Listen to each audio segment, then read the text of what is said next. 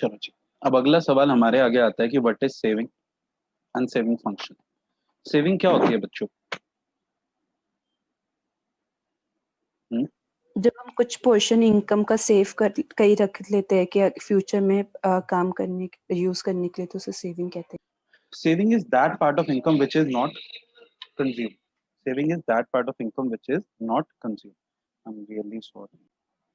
Saving is that part of income which is not consumed. Income का वो part जो हम खर्च नहीं करते उसे हम सेविंग कहते हैं। ठीक है, इनकम जो हमारी आती है, जैसे हमने 10,000 रुपये मान लो कमाए, उसमें से 6,000 हमने खर्च कर दिए, तो 4,000 जो बच गए वो सेविंग है, बच गए यानी बचत। ठीक है, सेविंग फंक्शन क्या होता है? Shows functional relationship between saving and income. अब आप लोग मुझे एक बात बताओ, अगर इनकम जीरो होएगी तो क्या हमारी सेविंग होएगी, या सेविंग जीरो होएगी, या कितनी होएगी? जीरो। जीरो? जीरो। नो, ये गलती करते माइनस हैं में आप हो लोग। जाएगी सेविंग। माइनस में हो जाएगी। देखो बेटा, अगर आपकी इनकम है जीरो, आप कुछ ना कुछ खर्चा तो करोगे ही ना। मान लो एक महीना आपके घर में इनकम नहीं है, just for sake of an example, भगवान ना करे कभी ऐसा हो, but just for sake of an example, जैसे कोरोना पीरियड में हो गया था, तो कंजम्पशन तो हुई 25,000, तो वो 25,000 कहाँ से लाए? सेविंग में से। तो सेविंग क्या हो जाएगी? -25। सेविंग नेगेटिव हो जाती है। At zero level of income saving is negative, which is depicted by S bar. ये हमेशा नेगेटिव होगा। व्हेन इनकम इंक्रीजेस सेविंग, अच्छा एक पॉइंट और लिखेंगे, यहाँ पे नहीं लिखा हुआ।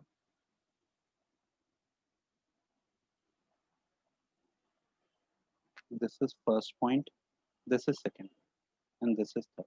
Sorry. When income increases, saving also increases. And increase in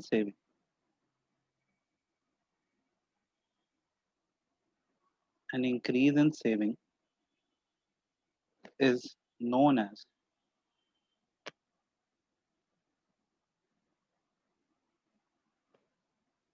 induced saving. Am I audible? Yes, sir. ठीक है, which is depicted by MPSY.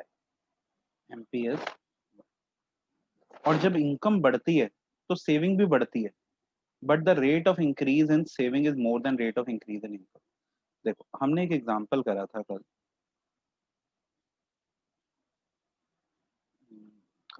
ये बात, ठीक है, हमने एग्जांपल करा था।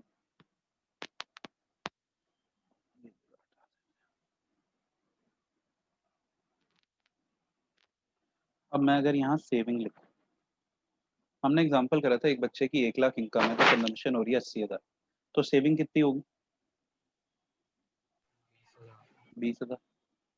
जब इनकम 2 लाख हो गई तो कंजम्पशन 1,20,000 होने लगी, तो सेविंग कितनी हो गई? 80,000। 80,000। ठीक है, अब मुझे एक बात बताओ, इनकम 100% बढ़ी, ठीक है, सेविंग कितने परसेंट बढ़ी? कोई बच्चा बताएगा? 25। डूब मर 25। बेटा, बेटा जाके डूब मर। 20,000 से 80,000 हुई, 75। 20,000 से 80,000 हो गई। अच्छा, 75।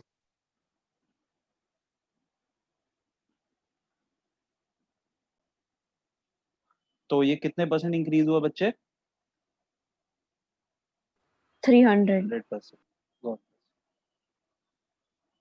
ठीक है, छोटी क्लासों में, 7वीं 8वीं क्लासों में, 7वीं क्लास में ज़्यादा पढ़ाया जाता है 8,000 minus 20,000 upon 20,000 into 100, basically change upon base into 100, it comes out to be 300%। तो इनकम बढ़ी 100% तो सेविंग बढ़ी 300%। When income increases, saving also increases, but the rate of increase in saving is more than rate of increase in income, as per Keynes psychological law of consumption.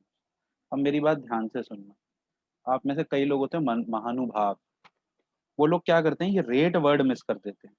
अगर आपने ये rate word miss कर दिया ना, answer गलत हो जाएगा। फिर वो क्या हो जाएगा? When income increase saving also increase, but increase in saving is more then increase in income. ऐसा थोड़ी हो सकता है। इनकम इंक्रीज होगी तो सेविंग इंक्रीज होगी, पर सेविंग इनकम से ज्यादा तो नहीं इंक्रीज हो सकती ना। रेट रेट परसेंटेज परसेंटेज ज्यादा हो, ये चीज याद, ठीक है। रेट वर्ड मिस करा तो जीरो हो जाएंगे, इस चीज का ध्यान रखना।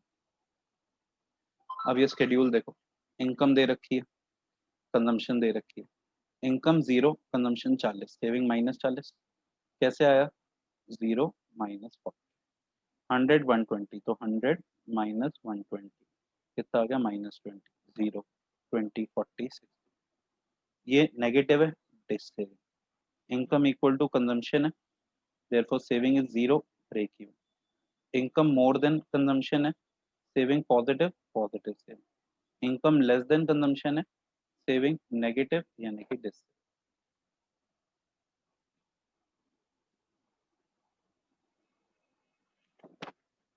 अब देखो यहाँ पे OY एक्सिस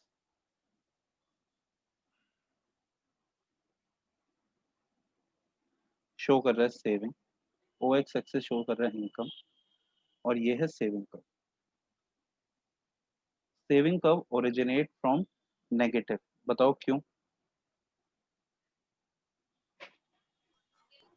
इनकम 0 भी होती है, क्योंकि जब इनकम 0 होती है कुछ ना कुछ कंजम्पशन होता है। यहाँ पे इनकम इक्वल टू, यहाँ पे saving equal to 0, saving is 0, इसे क्या कहते हैं? Break even. Break. और यहाँ पे कंजम्पशन और इनकम क्या होंगे? सेम। Same. यहाँ पे सेविंग पॉजिटिव है, मतलब इनकम इज मोर देन।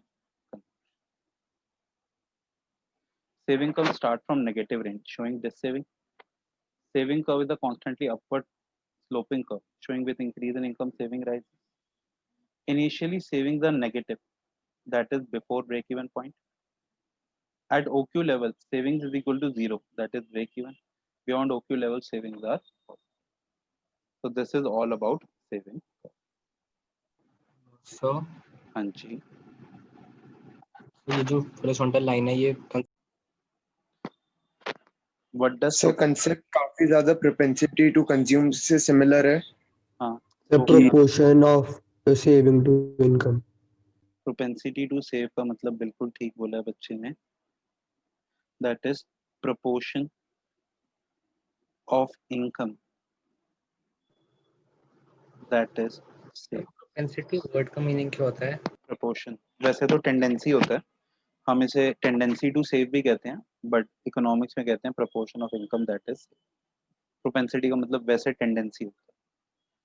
अब प्रोपेंसिटी टू सेव दो तरीके की है, एवरेज और margin. Average propensity to save मतलब S/Y, ठीक है, और MPS इज चेंज इन S/चेंज इन Y। तो अगर इस डेफिनेशन को देखो तो डेफिनेशन को देख के आपको इस फॉर्मूले को देख के APS की डेफिनेशन क्या लगती है? It is the savings upon income. it is the ratio of saving to income. और MPS क्या हो जाएगा? It is change the in saving to change in ratio of change in saving to change in income. ठीक है, अच्छा जी, अब numerically करके बता देता हूँ आपको।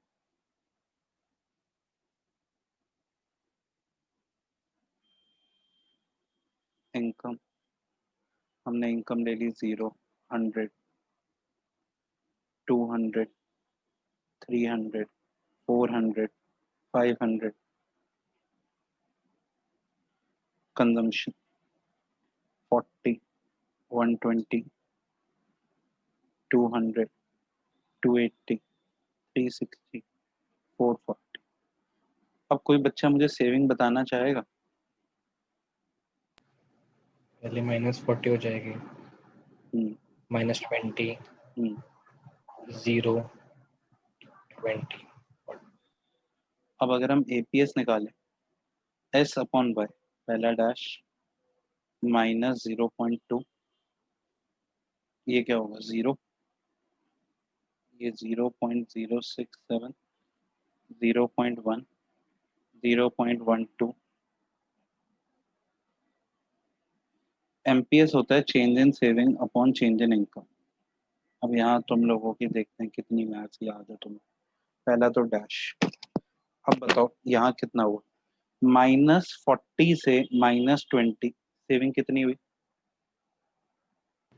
-20, बस पता था, 20 पता था मुझे प्लस 20 हुआ। प्लस 20 और चेंज इन इनकम कितना हुआ 100, तो ये हो गया 0.2। अब -20 से 0 कितना चेंज हुआ है 20 प्लस 20, और वो तो ऐसे 0.2 0.2 0.2। अब अगर तुम ध्यान दो APS negative, APS is negative कब, व्हेन सेविंग इज नेगेटिव। अब सेविंग नेगेटिव कब है, when C is more than 1। APS is 0, APS 0 कब है, व्हेन सेविंग 0 है। सेविंग 0 कब है, जब consumption equal to. APS is positive कब, when saving is positive, when C is less than 1। ये तीनों पॉइंट में किसी को कोई दिक्कत?